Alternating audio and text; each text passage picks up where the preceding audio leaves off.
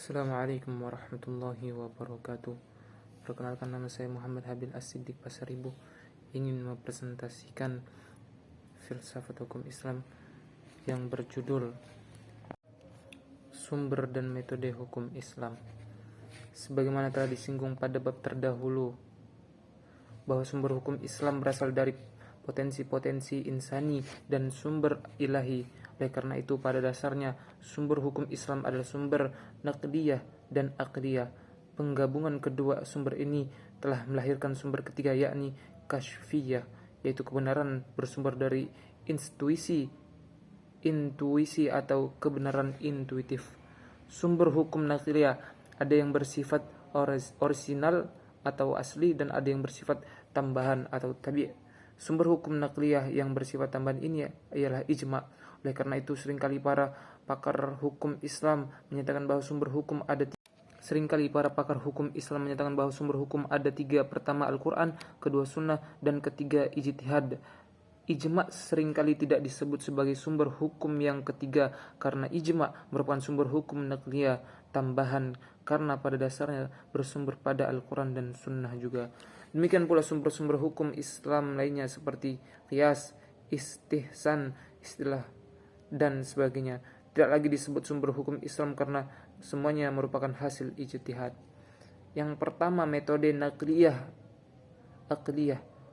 Walaupun sering dinyatakan bahwa sumber hukum naqliyah yaitu Al-Quran dan Sunnah adalah sumber yang ditransmisi, sumber yang diterima melalui peraturan berkesinambungan, pada hakikatnya sumber naqli tersebut juga adalah sumber akliyah.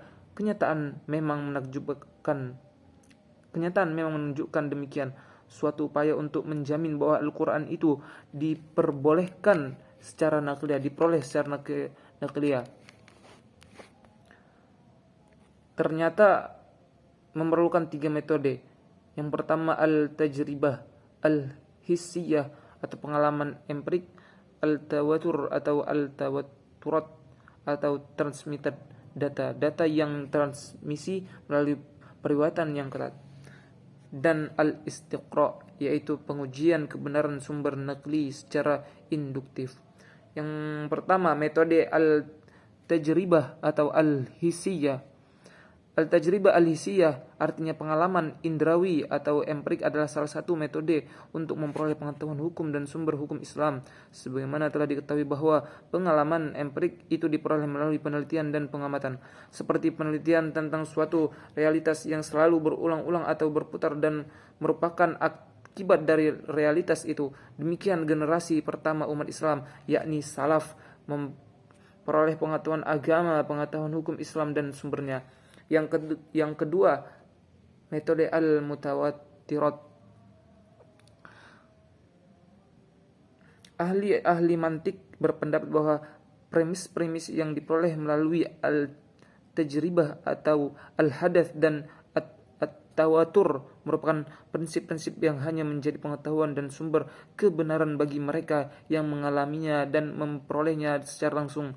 Premis-premis tersebut tidak bisa dijadikan argumentasi atau istidlal bagi orang lain yang tidak mengalaminya. Mendengar dan menyaksikan pengetahuan demikian itu hanya diperoleh melalui al-iqna.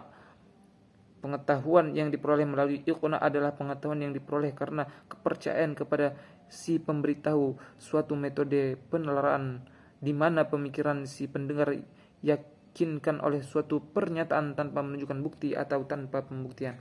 Yang ketiga, metode al-istiqra.